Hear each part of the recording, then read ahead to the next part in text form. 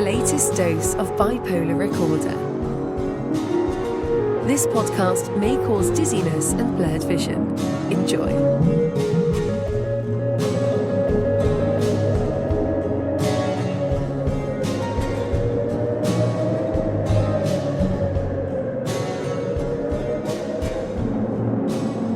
What's up? This is Hunter Keegan. Welcome back to Bipolar Recorder. I've got a great conversation to share with you today. It's a very important conversation. It's one that we definitely need to have on the show, and I'm glad that it came to fruition, and I just had the perfect guest to talk about this subject matter with. But before I roll the audio, let me provide a bit of context for you. This is a conversation with freelance investigative journalist Rob Wipond.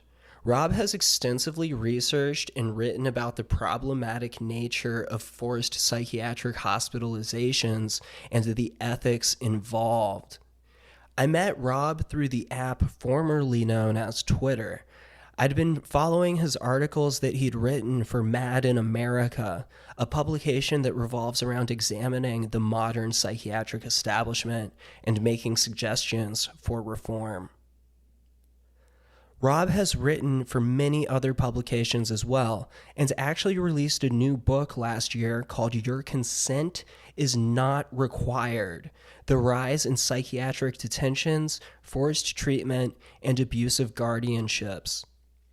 We talk a lot about inpatient psychiatric hospitalization on this show, and the fact that many of us with serious mental illness have not had positive experiences with the so-called professional help at the hands of the American medical establishment.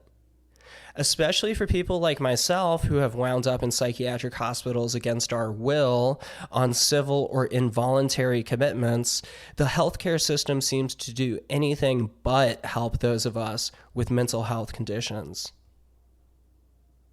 This conversation with Rob had my mind going in a million different directions. The implications of what he discusses are deep and disturbing. We touch on a wide range of topics involving psychiatric incarceration in the United States. We also discuss the problematic nature of call tracing on what are supposedly confidential suicide hotlines, and pontificate on potential factors driving the routine and large-scale incarceration of ostensibly disabled Americans. From the mysterious billionaires funding the expansion of the government's ability to subject people to forced medical treatment, to the impacts that these wanton abuses of authority have on individual lives, Rob and I touch on as much as we can over the next 60 minutes. I do have a mild content advisory, which is that if you've been through a psychiatric hospitalization before, you may find some parts of this dialogue to be pretty intense. I felt a bit anxious myself discussing some of this stuff with Rob, but ultimately, I walked away feeling empowered now that I know and understand more about the medical establishment and the intersection that it has with law enforcement. In my opinion, one of the best things we can do in this whack American society is to equip ourselves with knowledge about and understanding of our constitutional and God-given rights.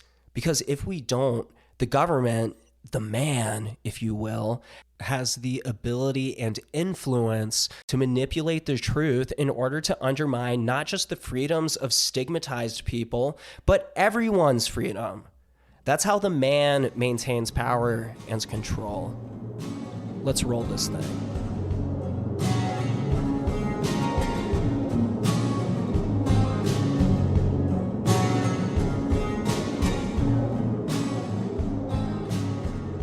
Rob Wipond is a freelance investigative journalist.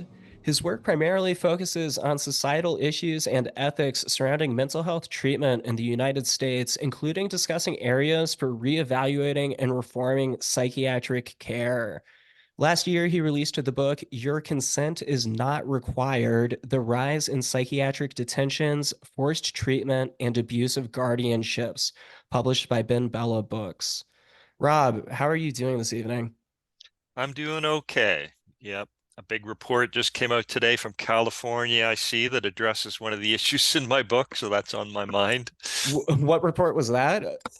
Disability Rights California issued a big report showing that there are something like about 800 people who are being illegally detained in psychiatric facilities in LA County alone.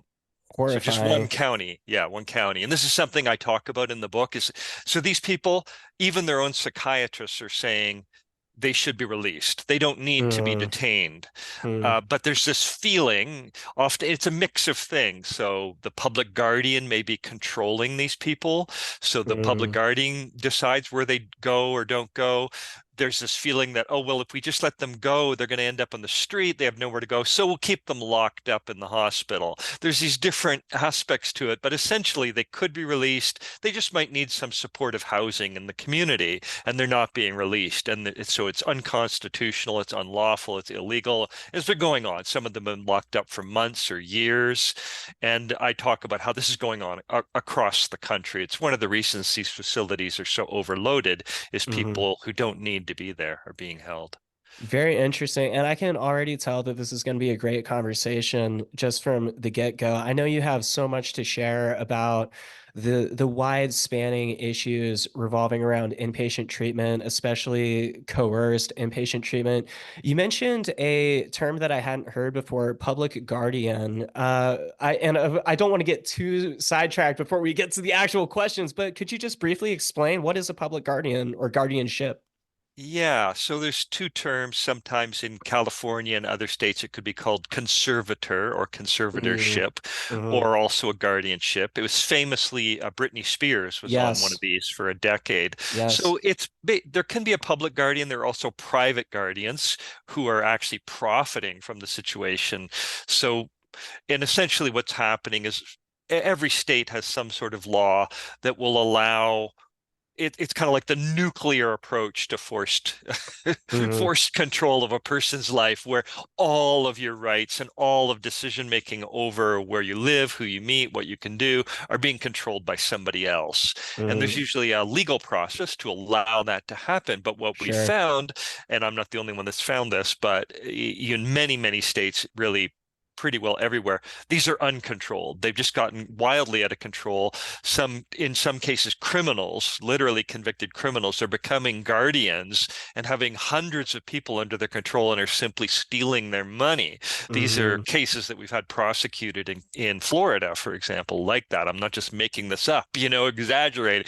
This is the Right. scale of the problem. And that's Britney Spears's case kind of put this on the radar.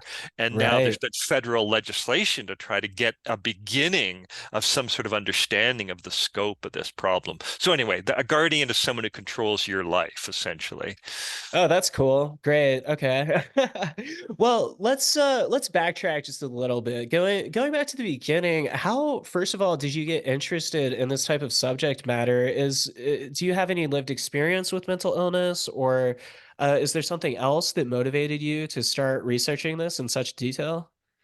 Yeah, so I always had an interest in the inner world and, read lots of books about people living unusual lives and some of the famous books about people being locked up in hospitals. So I kind of had that in my head, always thinking that I wanted to be the kind of person who would explore my inner world and never thought of anything as like illness or anything like that. So that was kind of in my mind.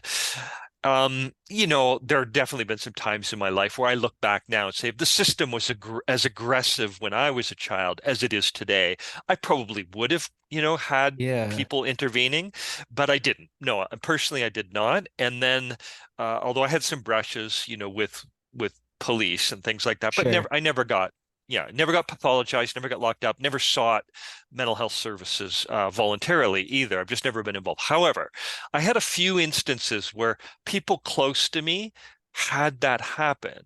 They, Yeah, ended up in a psychiatric hospital and it just never looked good to me. It just always looked like what? It did not look helpful. They did not seem to find it helpful. And that was in my mind.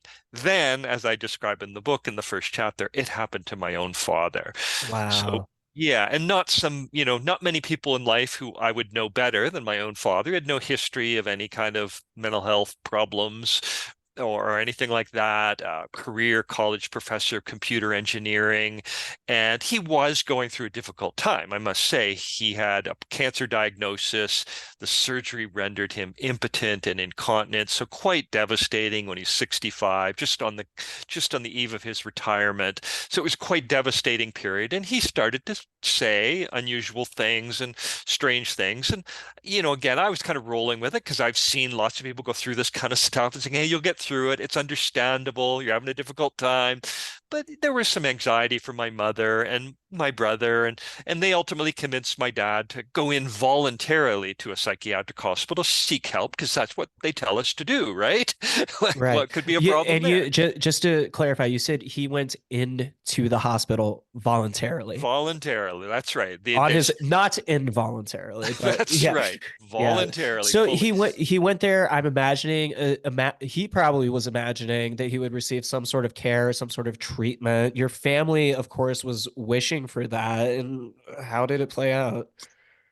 Yeah, so he arrives there, and I wasn't there directly, so I can't recount exactly, personally what happened. Going on what my mother said and my brother and so forth, and but yeah, essentially, very rapidly, he was detained against his will, and the facility was just ugly. It was, I mean, it's a perfectly fine, ordinary hospital with a psychiatric ward, but these are dismal places for people who are feeling anxious or depressed or things like that, right? Just this barren, sterile room. He's immediately put in a room with somebody else who is in a completely different space. A young, my father's an elderly man, and he's with this young man, and they're just kind of having very different experiences of what Yeah, they're going through in the world. And it's just like this ugly little room. My dad's used to you know his view of the lake from his home, right? his And life. exactly, his like he Yeah, lost everything. Yeah, he right. lost instantly, right? And Yeah, that's what he's seeing. Like, oh, and basically they've told him essentially like a burly security guard meets him at and ushers him to the room, and it's suddenly like, oh, he's a danger, like they yeah, literally taking this concept of danger to that extreme, right? When right. he'd really literally like comfortably walked in with my brother and my mother to say, yeah, I'm looking for help, and but the criteria, the way the laws work, all of this, he's suddenly Yeah. treated in this way. So it was dismal. And then they just started throwing drugs at him that didn't work, just made him feel worse. And then they're not working, and they immediately start proposing electroshock. He does not want it. He makes that very clear. They're like, too bad for you. We're going to do it against your will. And that could And cause brain damage. exactly. Like, Right. and yeah, we're researching all this frantically as this is playing out. Like, what? What the heck? We didn't even know they still did electroconvulsive shock therapy, Thought Yeah. that was like ancient history. And they're like, oh no, it's a great treatment for people with depression that's not responsive to antidepressants, and this whole story. So yeah, this plays out for 9 months. It was devastating. He did get 21 rounds of electroshock against his Wow. will and lost major amounts of his memory. A lot of it did come back, I'll say that. I mean, over the course of years, but still, he lost some Just permanent memory loss. And so, yeah, anyway, you asked where it all began. That's where it began. I mean, it's a captivating story, and unfortunately, it's not uncommon. A lot of people don't hear stories like that, but this happens every day in our country, and it is really terrifying. Now, was how long was your dad inpatient for?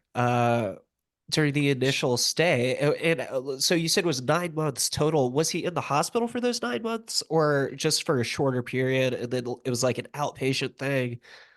Yeah, it was kind of, he was bouncing in and out. They'd hold him for a Yeah. couple of weeks, throw him on a cocktail of drugs or whatever. That's how it began. Let him go. And then, like, he'd have a visit from a counselor, and she'd ask him how he's feeling. And he'd say something like, yeah, well, I'm still suicidal, drilling from antipsychotics and everything else. And Yeah. he'd admit to kind of feeling, whatever suicidal feelings or something. Oh, well, they're locking him back up again. Right. So Yeah.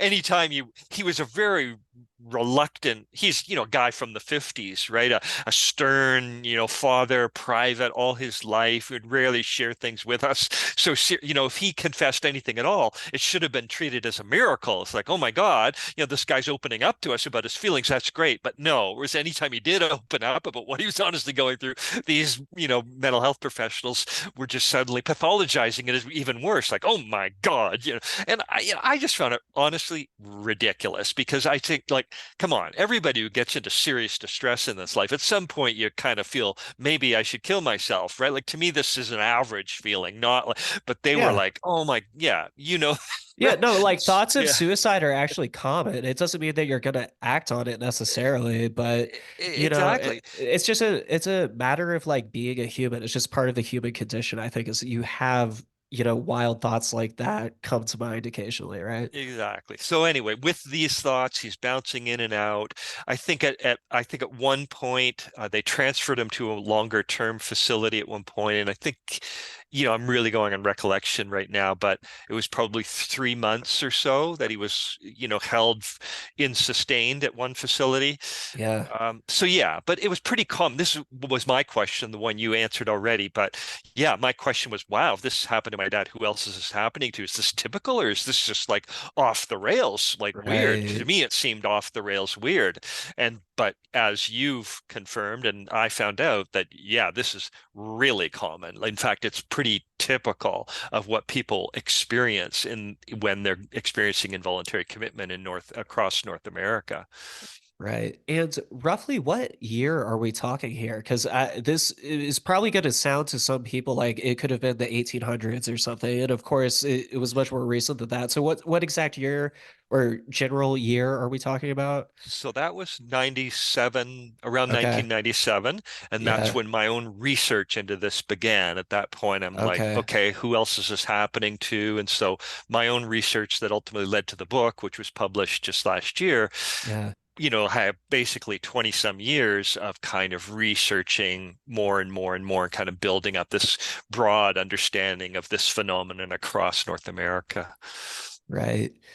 So we've been talking a bit about just how archaic some of these processes are, but in an email that you sent to me shortly before we got together to record, you mentioned that it's important to talk about some of these myths and misconceptions surrounding the history of how mental health treatment on larger scales, how inpatient mental health treatment has evolved. So, what are some of the things that people may think about psychiatric hospitals and the history of them that may not be correct? Well, there's a dominant narrative out there, and by that I mean it's in almost all news media from left, right, center, everywhere else politically, and put forth by a lot of legislators, politicians, mental health organizations often promote it. And it's this notion that after the closure of large asylums from the 1950s, that we haven't really built up new beds. And so that's led to mass homelessness among people with mental disorders, mass imprisonment of people with mental disorders. What I found during the course of my research is this narrative is completely misleading and in many ways blatantly factually incorrect. Right. So yeah, and so that's the main, and I really explore that throughout the book. But to try to summarize it, I would say essentially when those numbers are being put out, it's true. Large asylums got closed. We lost those beds. And if you only count those, you see a dramatic reduction in beds. But in fact, funding for the mental health system per capita has increased dramatically. And a lot of that funding has gone into other types of beds. So that would be private psychiatric hospitals, psychiatric wards in general hospitals, nursing homes with specialized psychiatric beds. Those are the inpatient ones. Those numbers have increased dramatically. And alongside those, even larger increases in what we call community residential beds for people labeled with mental illnesses. So that would be group homes, assisted living facilities, supportive housing. And when you start adding all these up, and we don't have great data on it, I got to say, but people other than me have been looking into it, and I was able to draw on that. And basically we end up with far more beds today than we had back in the 1950s. So we really need to have that in the discussion. Go, okay, if we actually have more beds, why do we have these problems that we're seeing? So that's a biggie. And the other big one is that a lot of people said because we've made the laws much more strict, fewer people today are being involuntarily held. What I found is the opposite is the case. Again, the Yeah. laws have broadened substantially since the 80s and 90s, continually. And with those broadening of the laws, more and more people are being detained, not for really long periods of time. More typical nowadays would be days or a couple of Yep. weeks or months, like my dad, right? And yeah, but still, it's happening. It's happening a lot, and it's increasing dramatically. So this needs to be part of our overall public discussion. We can't have a discussion where we're saying, oh, hardly anyone ever gets forced, and there's hardly any beds. That's distorting this discussion. We have to recognize there's never been more beds, never been more people being detained. Now let's begin the discussion then of what's happening in our society. Absolutely. And I think that one of the most interesting things from the your article that you had sent over to me regarding all this, by the way, I really enjoy reading your articles because they go into a very extreme level of detail, but they're still very digestible. I like that they're usually pretty long form and you can really kind of immerse yourself in them. Like seriously, I was kind of nerding out as I was going through that article, and one of the things that really stood out was that the American Psychiatric Association and SAMHSA are among the sources now saying that these myths about the psychiatric beds, they are myths at the end of the day. It's just it's interesting. And then the other thing that you brought up in your article that you had sent over, you mentioned something in that article about treatment advocacy center and these organizations that purport to be working on behalf of reforming the mental health care system to protect people, vulnerable people, I guess. But I'm just wondering, like, what can they be trusted? Treatment Advocacy Center, these different types of organizations. Okay, you're shaking your head. Elaborate, Yeah, there's please. a big problem. Yeah, starting with Treatment Advocacy Center, it's the worst of the worst for sure. And really, like when I delve into their reports and writing, I'm just aghast at how they mislead using their own studies in these blatant ways. And it's clear, like their intent is to expand forced treatment. And that's not me saying that. They'll say that. If you go to their website, you see this is very much their agenda. And they have amazing funding from a billionaire that believes in forced treatment. And they have pushed this myth that I just What, wait, what described. billion is it Soros? Like who, like what bill? No, it's he passed away actually recently, but it was Stanley. So they have an associated Stanley Medical Research Institute. He wasn't a super famous billionaire, but he got got rich through direct mail marketing, Okay. and then his own son got labeled with bipolar, and he wanted his son forcibly treated. I Mm. think his son unfortunately died at some point. And yeah, in any case, he became a real supporter. And interestingly, E. Fuller Torrey, I mean, I can't ascribe it all to money. We don't really know. But the reality is, E. Fuller Torrey used to be vehemently against forced treatment, right? In some of his Okay. early books, he was basically friends with Thomas Zaz, who's one of the most famous anti-coercive psychiatrists Yes. of our time. And Mhm. then miraculously around the time that he got this amazing amount of money coming, like Mhm. hundreds of millions of dollars coming from this billionaire into the Stanley Medical Research Institute, where Fuller Torrey was running. This E. Fuller Torrey is the founder of Treatment Advocacy Center. So he's a Yeah. psychiatrist. So he's driving a lot of this agenda. So yes, they're a lobby organization. They've been extraordinarily influential with news media and with legislators around the country. And then my real problem is, I mean, okay, they got a right to do that. That's their position. My real problem is actually with organizations like Mental Health America and some of these other big groups, the National Alliance on Mental Illness, because they purport to be doing something different. They Yeah. purport to be representing patients, and they're not. They're usually representing mental health professionals and sometimes family members of people who've been labeled with these disorders.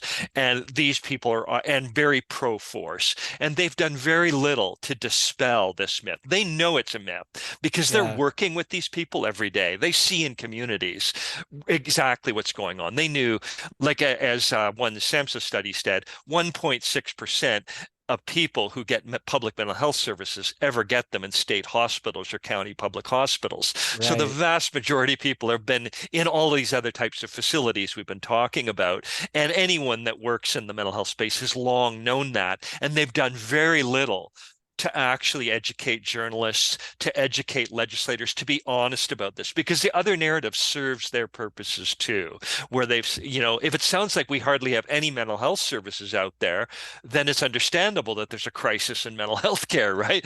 As soon as we start saying, well, no, in fact, funding has gone up 30 or 40 times per capita since the 1950s, and we're still got a disaster, then we have a different public discussion again, right? And that's something I find that these organizations often don't want to have that discussion. Yeah, 100%. I think that's super interesting stuff. And just over the last couple of minutes, I mean, my mind is going in a bunch of different directions right now, but I feel like maybe to uh consolidate or to maybe bring all these different threads back together, we could get back to a more basic point, which is like, how typically does an involuntary psychiatric commitment work? I know it varies a lot state by state, but there's kind of a general process that it follows in terms of, a psychiatrist and court involvement and things of that nature. So in terms of maybe I know every situation is different, but in terms of the quote unquote average experience, how would you say that this typically plays out for someone maybe like your dad who was trying to seek services and found themselves in an involuntary commitment? Yeah, it's a great question because I find that even though people often promote expanding forced treatment, I often wonder, what are they picturing exactly? Because, yeah, when you look into it, you realize this is not a nice thing. This is often not a helpful thing. So let's talk about what I've come up with the term nominally involuntary. So that means that you're technically on the books as an involuntary patient. Maybe it actually helps get insurance, but you're treated respectfully. It's a very collaborative process. The institution is nice. You find it helpful.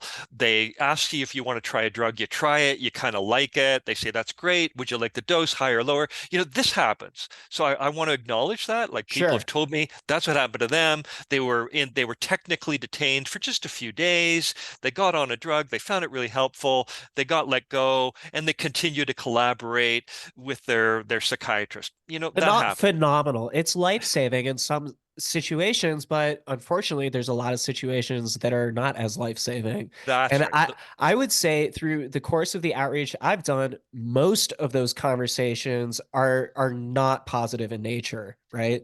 And I would agree with you. Absolutely. That's what I found too. And I think I have to say, the data we have on this is very poor. And so governments are real, and institutions are being abysmally irresponsible in actually tracking outcomes of all this. So Yeah. we can't really speak to that. So we rely on people like you and me who are just talking with people all the time and hearing these stories. And what we find is that if you, at that point, show any resistance. Well, I actually tried that drug. I did not like it.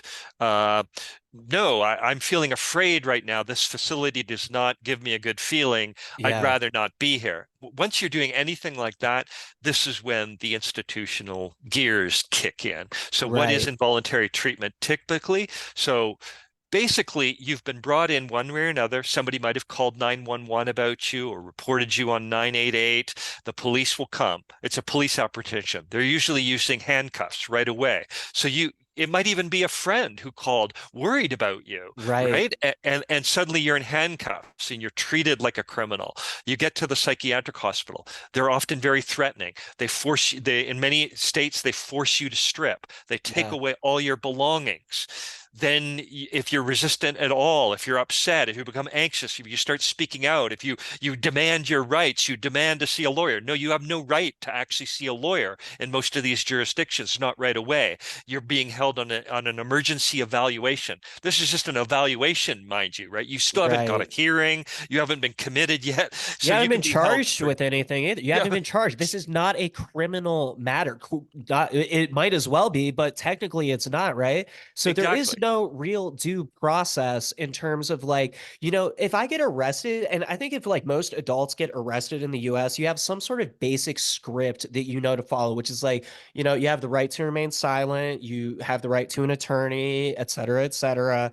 When it comes to a psychiatric detainment and commitment, there's so much ambiguity that it just becomes an overwhelming and confusing situation, and that just compounds the underlying whatever is already going on, right? Like, and maybe some things that weren't even there in the first place. Exactly, exactly. It's very terrifying, very traumatizing for many people. In fact, what I try to highlight is actually it's most destructive and harmful for people who are the most troubled because they don't have orientation and grounding. Like it's traumatizing for somebody who's like my father, who's never been exposed to this and has lived a life that's very grounded, right? It's traumatizing for him, let alone though someone who's really maybe they experienced childhood abuse in their lives. Maybe they're already really anxious around people. Maybe they're very disoriented. Maybe they have a learning disability as well, other things that could be affecting them, some other kinds of disabilities. And this kind of experience can be really, really, really frightening and traumatizing. So yeah, and they can use 4-point restraints. They'll forcibly inject people with powerful antipsychotic and tranquilizing drugs. And then only after all this, potentially, there'll be a process that will kick in about what your rights are, and it'll vary from Right. state to state. Yeah. Mhm. And in some states, they can keep you for weeks in this without ever getting in front of a judge before they actually get you there. So yeah, at that point, then there are some rights that kick in. You're supposed to get access to a lawyer. That lawyer may not have any training in mental health Right. law, could just be an Right. average public defender lawyer, and so on and so forth. And so, yeah, it can be the due process protections are very minimal. These hearings are a joke. Oh my God. They're often in secret. Yeah, you know I, what I I, I mean? was gonna say, I mean, I was just writing a note to myself over here. I was like, kangaroo court is what I just wrote down because that is straight up kangaroo court. Yeah, you're gonna really you think that's gonna be a fair hearing when you're brought in by police, when they've done nothing for the last 24 hours except have doctors and people who are socially supposed to be on those higher echelons in terms of their experience and qualifications and expertise. There is such a inherently biased power dynamic throughout all of this that it is not beneficial to the patient, right? Like, who is this supposed to be helping, really? Is another question that comes to mind for me. Yeah, yeah, that's it. It's all done ostensibly to help, and yet it's very much like a policing operation. And that's why when I talk about these issues publicly, I often say to people, if they're promoting force in some way, if they're advocating, I say, okay, let's start with just clarifying. Are you advocating this as a policing operation or as a helping? Because if you're Right. talking about help, guess what? It becomes really important what the person themselves are experiencing. Do they find it helpful?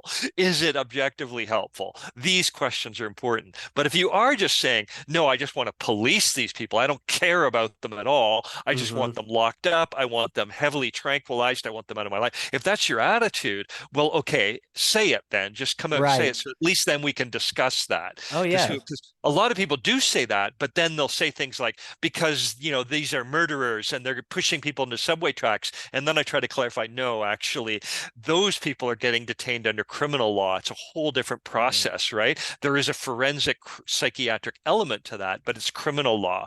What we are talking about is civil commitment, and those are for people like my father. for people Yeah. like yourself, right? They're for Yes. people like us, basically, right? They're for people like me who are in distress and are seeking help. And that's what civil mental health law is for, that you maybe go, well, Rob's so upset. I want to help him. I'm going to call 911. And then next thing I know, my whole life is spinning out of control. And I think Yeah. people need to understand that this helping action is often very, very distressful for people. Distressful, and also with, in some cases, permanent long-term implications in terms of being now involved with the system. For example, if you were to work a job that requires a government security clearance, having an involuntary mental health hospitalization on your record can impact your ability to obtain that clearance in order to secure gainful employment. Things like that don't really cross through people's heads when they're like, "Oh my god, my friend might be about to kill themselves. Like, I need to do something," right? Exactly. In fact, we had examples of that at the Canadian-US border. So people were being detained at the border, and it would turn out that here was somebody, some 50-year-old professional suddenly detained at the border. Why? And it would turn out that, well, when you were 15 years old, your school classmate was worried about you and because you were talking in a depressed way, and the police came. And now that was a police record. And so now police apprehension, maybe they Mhm. never even took you away, but the record is there that there was a police intervention related to your mental health. And that sounds Right. enormously damning on your permanent records, right? And so, yeah, this was a huge investigation in Canada to uncover this and attempt to sort of grapple with it, but I don't know that it really has been solved. And yeah, there's millions of examples. I have one in one of my articles, right, of a guy who called the 988 line. It was not the National Yeah. Suicide Prevention Lifeline. He worked at an airport and he was just calling to talk because he sometimes got Yeah. depressed. And oh, guess what? They got worried. They sent police to his workplace by tracking his cell phone, Yeah. and police took him. So his boss, all his coworkers saw this go down, and now as a result of that, he has to go through a huge process to get security clearance again, merely because he just was calling to talk with somebody when he was feeling down. Mhm. Yeah, I remember reading that in the article. That's actually, that article is kind of how you and I connected at first, because I had been keeping tabs on you on Twitter for a while because I was just like, oh man, this guy's laying down some really good stuff. I want to keep following this. And what you brought to my attention about what at the time was known as E911 and now is called Next Gen 911. Is that correct? Can That's right. you tell for my audience, this is something that's come up on the show a couple of times where people have asked me, what if I call a crisis line? And historically, I've always been like, if you feel like you need it, check it out, right? But there may be some implications of calling a line that are not immediately obvious. And could we maybe discuss some of those implications in terms of call tracing, geolocating, et cetera? Yeah. So it's really important if you are calling any crisis line to find out what their policy is on call tracing. So what we found is with 988, formerly the National Suicide Prevention Lifeline, now called 988 Lifeline, and a lot of the most prominent crisis lines you may call, they engage in this thing called imminent risk assessment. And it's really fuzzy and subjective, just like it sounds, where they kind of just try to get a sense of whether or not you may in some way be at risk to And yourself. these are not licensed psychologists either. These are basically lay people who take like some, in some cases, like a 2-week training course or something like that. Is Oh, two it, weeks? No, I mean uh, some. Yeah, it's far less than okay, so that. two Some weeks would be people, like it's a like good one. 2 days. Oh, okay, Yes, yeah. right, All right, exactly. all right. Yeah, so it really varies. They actually just did a study on it. It varies a lot. There's no standardized training, but yes, but not to say that the training makes any difference because it's just such a subjective set of criteria Sure. that it's really just might you in some way be at risk of harming yourself in the relatively near future, and that could be hours, days, even a week. I've seen in some of the policy documents. So who can possibly predict that? And that's the reality is they've tested this under highly controlled conditions and found that even expertly trained suicide risk assessors cannot reliably predict who will or won't follow up on these kinds of feelings. Because the reality is almost all of us have these kind of feelings and express them when we're really distressed. So unfortunately, then there's this very high risk when you're calling some of these crisis lines that they may determine that you're at risk, and then they have the power to use tool that was built into all mobile devices and ordinary landlines, but most relevantly to mobile devices, the way it works, because a landline you can trace obviously very easily because it's directly connected to a location, but mobile devices were hard to follow. And so years ago, many years ago, going back a decade or two, they instituted a manufacturing policy that would allow any mobile device to be pinged if you called 911. So presumably, if you're calling 911, you want help. You want people to know where you are.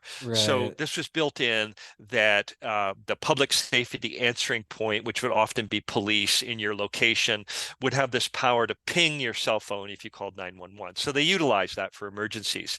However, its uses are now covertly kind of expanding. And one of those is for crisis lines. So they don't have the direct control over this, but they can contact the public safety answering point or contact 911 basically and say, ping that phone. And they give Yeah. the details of when the call came in or ping that mobile device. And so that was called E911, and now they have next gen 911, and all it is it's roughly the same, except it's even more accurate, and they're folding in all sorts more information kind of that they can draw onto, and it comes on a XYZ axis down to 3 meters, so they can even find you exactly where you are in an apartment building, for example, with next gen 911. And that's been slowly rolling out over the last few years across the 911. And it's now available then for the 988 call administrators who can contact 911 to institute it. So basically, you're at risk of being found very easily, and it's happening, and it happens a lot. And I kind of show what the data on that is. They're kind of misleading even on the data. They say about 2% of calls, but that's total calls. It's ranging up to 6 to 10 to 20% of people who are calling with suicidal feelings are having some sort of emergency intervention, either with ambulance or police happening on their calls. Yeah, it's absolutely something that needs to be thought about very carefully in terms of if you're in a life-threatening situation, who do you reach out to for help when you can't really trust the powers that be? And you and I both watched this online lecture. I do not recall the name of the organization, but they had I believe the director of 988 was discussing geo routing and how that can be used to help crisis centers more quickly identify locales that people are in so that they can ostensibly accurately direct them to resources in their local area. Something else they mentioned was that they said, "Oh no, we don't geolocate, we don't track calls." We did you notice that? You noticed when she said that, right? Oh yeah, they say it all the time, and it's very misleading. It's so frustrating. They're misleading deliberately in all this because the reality is they don't really want people to know this. It's a very paternalistic approach, right? They just want to Yeah, secretly get you, because people are getting detained in psychiatric hospitals as a result of this. That's usually what happens. The police show up, they take you to a psychiatric hospital, and you're detained there. So they don't want people to know this because people wouldn't call for help. They'd be afraid to, right? Most of us would. yeah, And so they're constantly obfuscating, even when it comes up in discussion. And that's one of the things to say. We don't geolocate. Well, technically, that is correct. And you've highlighted the question of geo-routing. So let's just clarify the difference right oh now. sure, So yes. yeah, so they are getting geo-routing on the 988 system. That's a goal. And geo-routing is simply operating a little bit like an area code would, because people now have mobile devices and they're traveling around a lot. They would just like it that if you call, you get routed to the center that's nearest to you. It makes sense, right? Because Yeah. that center would know what resources were available in the community and things like that, and be able to speak knowledgeably about where you might get help if you were looking for it and things like that. So if that's implemented roughly in that way, just as like an area code, this geo routing level where the information is hidden, it's disguised, so nobody sees it. It just sort of happens in the way an area code functions. If that's done, I don't think anybody's really protesting that. Geolocating is different, where that same information now is just done to a more precise level and it's exposed. You can see it, right? So that's what geolocating then becomes, and that's where people like me and lots of others have real concerns about it. So they say we don't geolocate, and that's true. They Right. technically do not, but they routinely, regularly, on a daily basis, to the tune of 100,000 people a year, they are getting those people geolocated by contacting 911 to do it for them. It's built into how the system operates. So it's just very misleading when they say, oh, we don't do this. Well, you do. It's kind of like one branch of a corporation saying, yeah, we don't produce widgets. It's the other department that publishes widgets, and just neglecting to tell you that it's the other department, right? It's just the strangest and most unfortunate way of obfuscating all this for people, and I find it very frustrating because they've been doing it for years. It's very deliberate on their part, and I find that very frustrating that people who are getting, billions of dollars in public funding are deliberately misleading the public in this kind of way. Yeah, I mean, I just keep coming back to something in my mind, and it's a word I use a lot when it comes to discussing, the nature of psychiatric commitments, but the word is infantilizing. And there's so much infantilization of people with disabilities in our country, be it a physical disability, a mental disability, and it creates a situation where you do have these disingenuous paternalistic entities trying to quote unquote look out for your best interests or get you the help that you need is my number one most hated cliche. The help that you need. I fucking hate that, man. Because again, to get back to what we were talking about earlier, they don't know what that help really looks like. They don't realize that it's not really help, it's brutalizing, it is traumatizing in some cases. In my case, it was. In other cases, it has been. And, I am glad that there are people who have had positive experiences, and that's great. But I think those positive cases should be looked at very carefully. And a lot of research should be put into what made them positive. What were the differences in approach? What were the things that were truly helpful for the patient instead of just pumping them full of drugs and throwing them back on the street in 5 days Yeah. or 2 weeks? And we do know, there is some research into that. And essentially what we find is the key issue is called perceived coercion. So Mm, as people feel or experience that they're being coerced, pressured, or forced, they hate it almost mhm. universally. Right. And if they don't feel that, if they may be still involuntary on paper, but if they don't feel that they're being threatened, coerced, pressured, forced, they're far more likely to have a positive experience. And I will note also a positive outcome.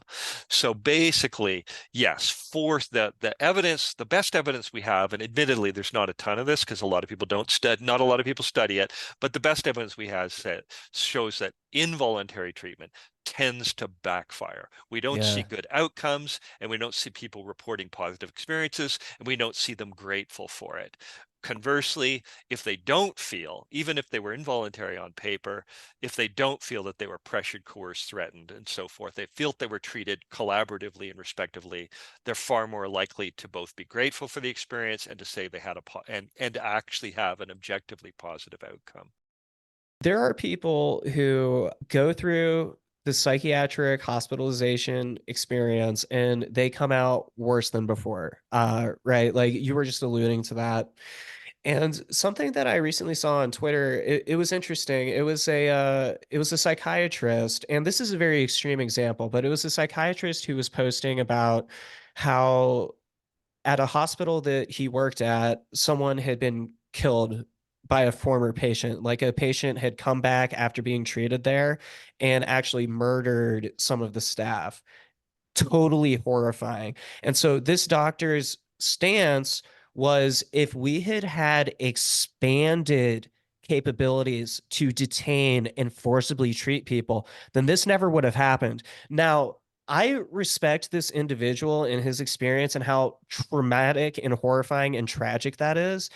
But I mean, was this patient not just at the hospital? Maybe we need to be looking at things differently. And the other thing that came to mind on top of all of this is after psychiatric hospitalization. There is research that indicates that the rates of suicide can actually increase by about 100 to 200 times that of the general population. Have you seen that research as well? And if so, what do you make of it? Yeah, it's really the best outcomes research we have because nobody does outcomes research. It's incredible. We're putting really like tens of billions of dollars into psychiatric institutions, and we have really no outcome tracking to show that they have any kind of positive. Even for voluntary patients, we don't have any evidence that they have positive outcomes. Nobody's really tracking that. The best tracking we have is some of these studies that have been done, and it's been repeated now. Like every study that looks at the question of suicidality after psychiatric hospitalization finds that suicide rates go up dramatically, and most damningly and importantly, among people who were not suicidal to begin with. Yeah, Even among them, it goes up higher among people who were suicidal. So this right. is the first mistake. Apparently, when somebody's suicidal, it's a really bad idea to incarcerate them in a psychiatric hospital because it seems that that makes them more suicidal. But not only that, but even people who weren't suicidal at all, that was not their issue, they come out extremely suicidal, far more suicidal than the average person. As you said, it's in the hundreds, hundredfold. So it's huge, and it should be much more talked about, and we should be responding to it because, yeah, I mean, obviously we don't really know. We can't prove cause and effect here. There's some sort of correlation going on, but at the same time, no matter how they look at it in these studies, they often find like this looks like it could be cause and effect because we see direct dose response. The longer people are held, the worse their experience, right? All these other factors that you would consider, those are things that seem to increase the suicidality that people are experiencing. The other thing I want to respond to is your mention of violence. Yeah, this bothers me to no end because it's often portrayed that, oh, patients are violent on psychiatric wards, and certainly that does happen, and it's really unfortunate, but it's never contextualized. It's often just like that patient just did this, like Right. randomly acted violent. But you and I know, and all the research shows, and so many people's stories show that, well, often these are highly intense, violent environments. They're actually, in Yeah. some cases, worse than jails because they're a Yeah. little more out of control, right? And Mhm. there are security guards on staff already. They're using restraints, they're using coercion and force, and often when we get even CCTV cameras in some of these places, we can see that patients are really being threatened and abused a lot. And it's often quite understandable that they start to rebel too. So this Yeah. isn't good for anybody. I'm not saying, oh, therefore the nurses are to blame. Too, it's just like it's a bad environment. And again, we really need to get a better handle on how these kind of places are operating, and how to make them better. Absolutely. We've mentioned your book a few times. Your consent is not required. And of course, this just came out last year. I was curious if we could discuss a bit more about that. One of the main things I was wondering, with all this material that you've uncovered and discussed in your book, have you have you received any pushback from mental health professionals? Like, I mean, these are clearly really major issues and it seems like they're not talked about a whole lot. What has the reaction from like the actual medical establishment been? Throughout the course of my career, there's always been somebody here or there who will emerge and, be really upset. One of the main criticisms is just like, you're scaring people. And to be honest, I'm hearing that more now from sort of consumer patients, people who found the system helpful for them, and Yeah. they're often criticizing me, saying you're going to scare people, like me, from getting the help that might benefit them. But they never say that's wrong. They're often like, yeah, I saw that go down. I was in a hospital. I saw people being treated like that, and it was horrifying. So I find it strangely selfish on their part to kind of say, like, I get it, but I just think, why do you not want people to be at least properly warned? Because if anything, ultimately, that's going to diminish the trauma, because they'll know this could happen and be prepared for it, and hopefully it'll have a protective effect. So I find it very strange. So more often, I think the people that are the angriest are family members who are trying to forcibly treat their own family member, Okay. and they'll have a very strong attitude. But to be honest, like, I think by and large, you'll see it reflected in the book as well, that a lot of people are just ignoring me. They don't want this talked about publicly, so they don't engage. They're Yo, just like, tell me let's hope about it. this guy goes away. Yeah. They're like, let's hope this guy goes away. Let's hope everyone else ignores him. God forbid we respond in some way, and then that becomes the thing that people go, oh, what are they responding to? Let me check it out. Yeah, so that's what I'm finding right now. I believe that's the main thing, that if a psychiatrist knows about it, they don't want to read it. They're just like, uh-oh. Like that was what I found. Like, at the moment I revealed that I was interviewing patients who'd gone through the experience, nobody wanted to talk to me who worked in the system, because that Wow. they knew right away, oh, if he's actually interviewing patients who've been through forced treatment, we know what they're going to tell them, because we know they hate it. We know it's Yeah. not having a positive impact, right? And that's what I find really unfortunate. The ones that did, I give full credit to. There's some wonderful psychiatrists, who really caring people, who spoke with me very honestly and frankly, social workers as well, who are troubled by what they do in their role Yeah. in the system, and were willing to open up with me about it. And I found that great. And to this day, I do. Like, when a psychiatrist does reach out to me, I want to be respectful. And I understand they're in a different role in society, and they've seen different things, they'd have different experiences. I want to engage. I want to have respectful dialogue about this, and I really wish more of it was happening. I couldn't agree with you more. And I don't know, maybe this will sound like a familiar experience to you, but I find when I directly bring stuff such as what we've been discussing up with psychiatrists, primarily through the Twitterverse. I'll be honest, I don't know too many psychiatrists in real life. I know a lot of psychologists actually, but not too many psychiatrists. But their response when you start bringing up these issues, any of these issues that we've been discussing, is like, well, we're trying to change it. Oh, we know this. We are doctors. Clearly, we know this is not in our patients' most ideal interest, or and so the response is basically like, yeah, we're aware of it. We're trying to change it.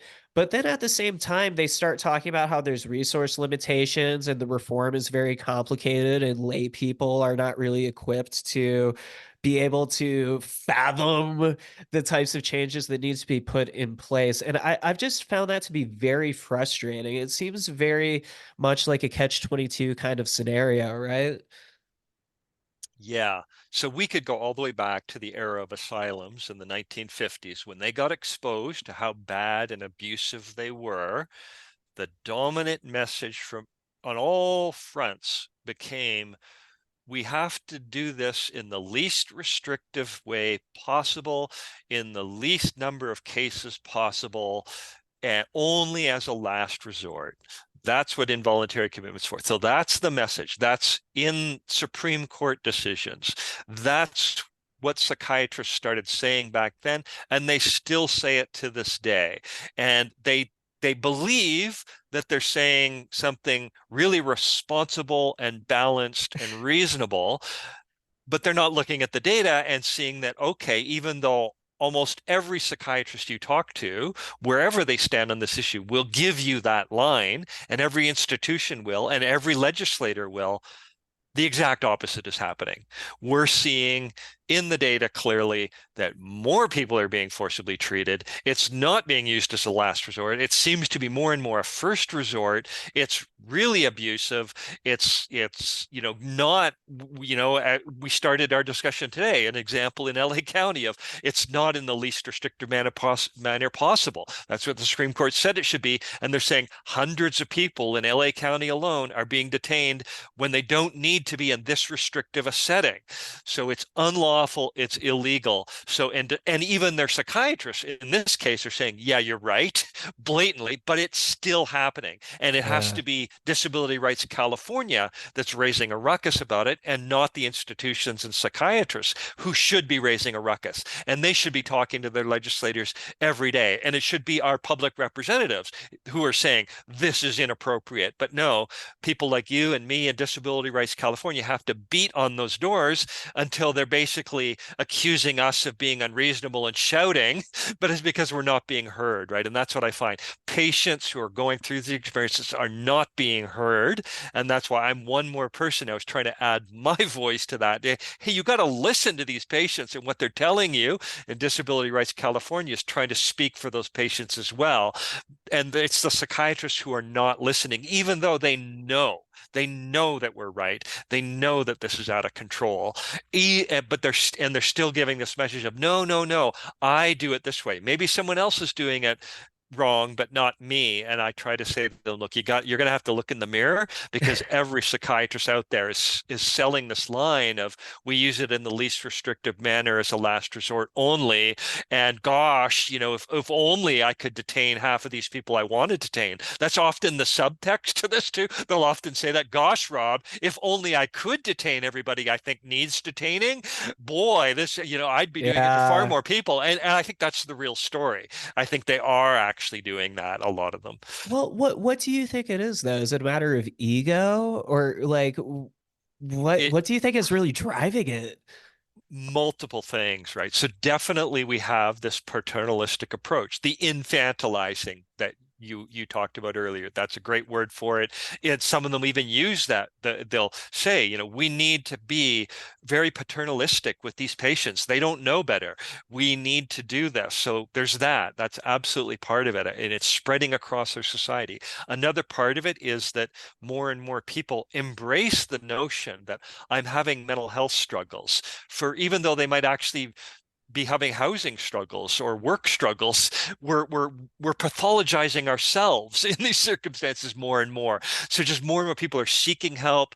They're going to mental health professionals, and just it's like a funnel, so that the more people who get exposed to mental health professionals, the more are getting labeled as you might be at risk, you might be at danger, and they're getting locked up. That's another one. Another one we know is fraud. So this is happening at a mass scale right now.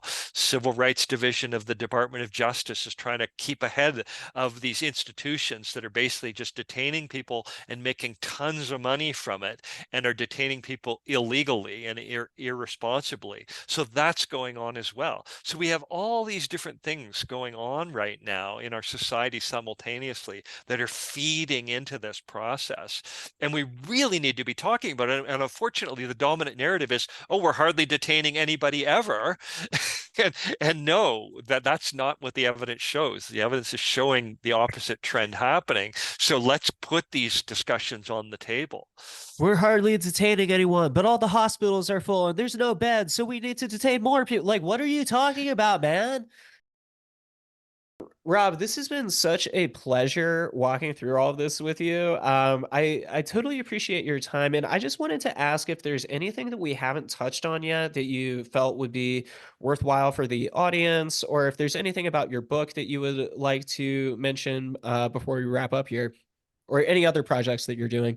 Yeah, I just think, this last question you've asked, what's driving it? I think that's the meditation of my whole book. And so if people want to find out, because every chapter is looking at different institutions, the school system is using this, nursing homes are using these powers, right? So I look at in government institutions are using them in workplaces and against whistleblowers. So every chapter of the book is exploring that in different ways. So I think if people are interested to understand how are involuntary commitment powers being used in our society right now, that's the best summary of what my book addresses. So I appreciate the importance of that question. And yeah, in this whole discussion, I think we've covered a lot of territory. Yeah, and I mean, honestly, I feel like we could keep going for another 6 hours. I would be really curious. I am going to be very curious to go back through the transcript of this episode just to go through, because this has got me thinking about a whole lot of stuff. Clearly, these are issues that need a lot more attention in our society. And the whole point of this bipolar recorder project that I'm doing is just to have this grassroots campaign where we can have casual one-on-one conversations like the one you and I just had, and we can bring more attention to this sort of stuff and destigmatize it, make sure people know that these are things that happen. And I really want to thank you for doing that, because people need to hear these kinds of stories. Like I couldn't do my book or any of my reporting without people like yourself who have been labeled with mental illnesses, whether you identify with it or not, and have experienced both voluntary and involuntary treatment and are willing to speak publicly about that. It's enormously helpful. It educates people. And I just would so like people to hear people like you talking, right? You've been involuntarily treated, right? So people need to understand, because they often have this weird caricature in their head of like, oh, whoever has that happen they're completely insane. They're in no way in connection of reality. Yeah, I think everyone has that impression until it happens to them themselves. And then that changes the whole fucking dynamic. And nothing is the same after that. It shifts everything. It makes you look at society in a much different way. And yeah, it has impacts. Exactly. And so I thank you for being willing, because we know, right, that there's risk associated with speaking out publicly. And that's why we don't hear more stories like yours. It's not because there aren't a lot of people like you out there. It's because those people have risks in their lives that they're assessing and going, no, I can't be known for this because whatever, I might lose this job, or, my wife will see me in a different way if she doesn't know that part of what happened to me 20 years before I met her, or whatever. There's just all these things people think about because the stigma, the bigotry is so severe around this stuff. And so it's really unfortunate because it gets all hidden. And it's very important that we have more people like yourself speaking out. And so, yeah, thank you for that, not only for me and in my work, but I'm 100%. I know that it benefits society in many ways enormously. Awesome. Well, thank you so much for those kind words. I totally appreciate it. And once again, totally appreciate your time. And thank you so much for being on Bipolar Recorder, Rob. Thank you for having me.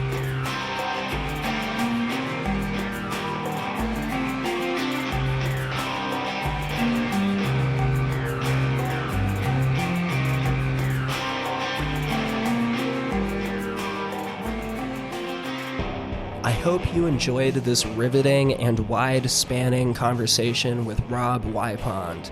I can't thank him enough for taking the time to come on Bipolar Recorder and share his detailed knowledge about this topic. Rob and I spoke offline once we were done recording and are considering doing some sort of joint project either on the Twitter/X space platform or another medium. If you're not following Bipolar Recorder on social media, I strongly suggest you do, because we have a ton of awesome supplemental content and bonus content to educate and entertain. It's also the best way to stay abreast of all the behind-the-scenes stuff, which many people seem to find interesting. The app, formerly known as Twitter, is the best way to follow this project, but we are also on Instagram and Mastodon and some other platforms. Those accounts are all at Bipolar Recorder. Rob Wipond is on Twitter/X, simply at Rob Wipond. His official website is robwipond.com. Definitely check it out because he has released a ton of material over the years, and all of it is really well written. For reference, I have wicked ADHD, and it's very hard for me to concentrate for long periods of time, especially these days. But I find Rob's articles are really engaging, and he always cites his sources and includes supplemental info, so you can go down some serious rabbit holes if you're trying to, or maybe even if you're not trying to. Before I wrap up this installment of the podcast series, I wanted to say that next month, on April 19th, 2024, I will be appearing at Penn State University once again. Dr. Weimer, who has been featured on this show a couple of times previously, invited me back, which is a huge honor, and I'm really, really looking forward to doing this again, especially because I'm pretty much in limbo down here in Southern Virginia. I keep telling people I'm in a quote-unquote holding pattern until the lease on the house that I rent ends in September. That gives me about 6 more months to figure out the next major steps in my life.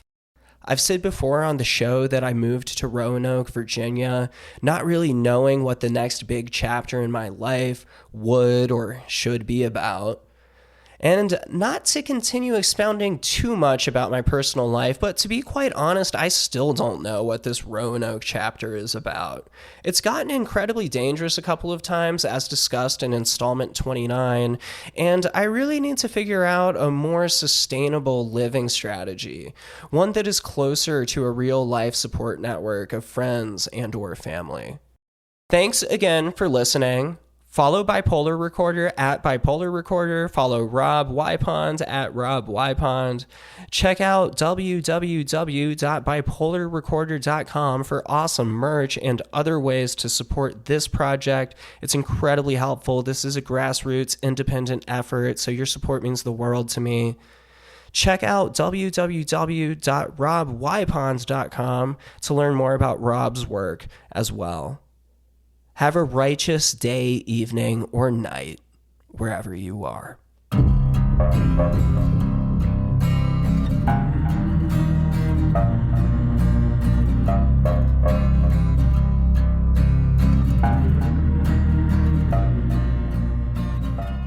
Bipolar Recorder is a listener-supported show. To help keep the show running, consider checking out our Patreon page or visiting bipolarrecorder.com. Unless otherwise stated, the hosts and guests on Bipolar Recorder are not licensed mental health professionals. Bipolar Recorder is not a substitute for therapy or professional medical intervention.